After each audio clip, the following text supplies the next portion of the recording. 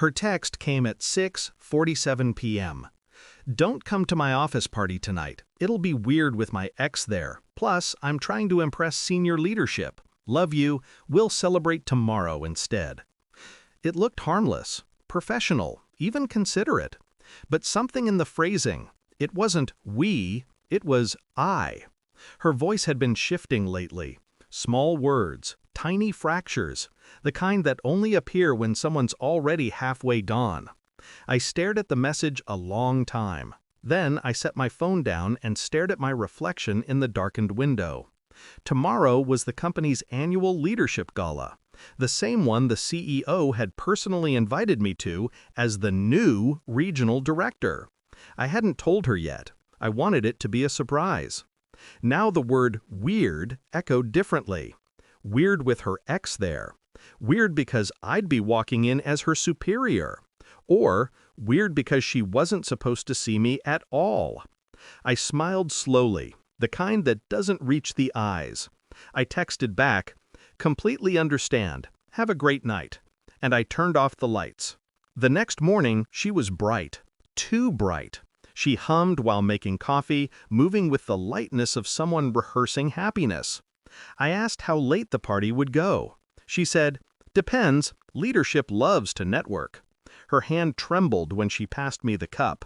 Barely noticeable, but I saw it. I always see it. At work, I kept my camera off during virtual calls. I wanted to hear how her team spoke about the event.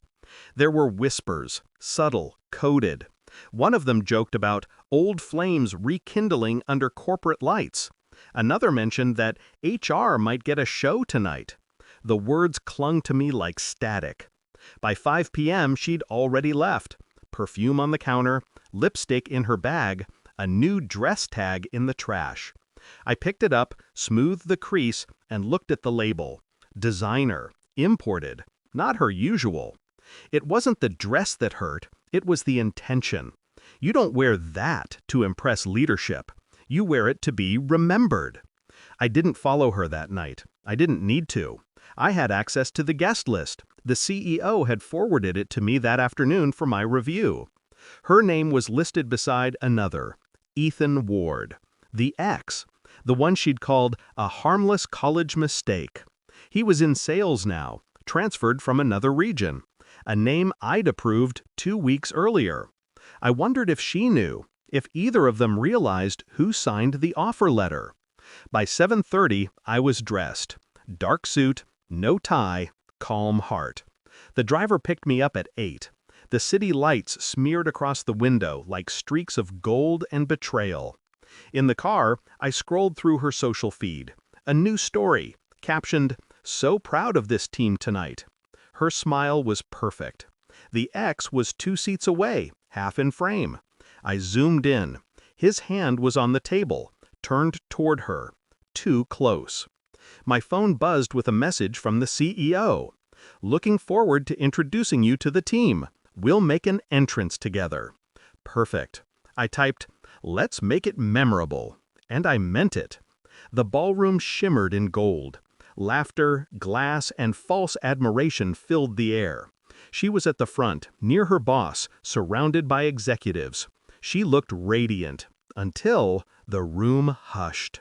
The announcer's voice boomed. "Please welcome our surprise guest of honor, the new regional director joining us tonight." The doors opened. The CEO stepped through first, then me. I watched her face morph. Confusion, disbelief, horror. Her ex froze mid-laugh, color draining from his cheeks. Her boss clapped a hand on my shoulder.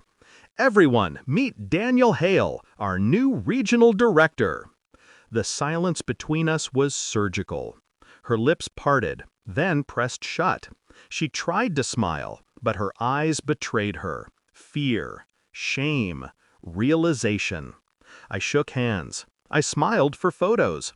And when I sat in the VIP section beside her boss, she kept glancing toward the exit like a cornered animal. During dinner, I leaned slightly forward and asked, just loud enough for her to hear, "Is that your ex?" Her fork froze. He just transferred in." I nodded. Interesting. That was all. Just interesting. But she knew I knew. After the speeches, her boss suggested a toast to new beginnings. I raised my glass and met her eyes across the table. Her ex looked down. She looked like she might shatter. When it ended, she approached me in the hallway. Her voice trembled. "Why didn't you tell me?" I turned to her, calm. I could ask you the same thing. Her mascara had begun to run. "It's not what you think." "You're right," I said softly. "It's exactly what I knew." I handed her an envelope. Inside, printouts, screenshots, messages between her and Ethan from weeks ago, her late-night strategy sessions, hotel receipts, all time-stamped, all dated before his transfer. Her breath caught. How did you?" "I run this region now," I said. "It's my job to know who's loyal." She looked at the envelope like it was a loaded weapon. Then, quietly, "What are you gonna do?" "Nothing," I said. "You've already done it." I walked away, leaving her in that sterile corridor, caught between her reflection and her ruin. The next morning, I resigned, effective immediately. Not out of defeat, out of choice. Power only matters when you can set it down without flinching. She called 6 times. I didn't answer. The last message she sent read, "Please, can we talk? I made a mistake." I didn't reply. Instead, I stared at the sunrise breaking through the glass of my empty office, warm, clean, merciless. For the first time in months, I felt still.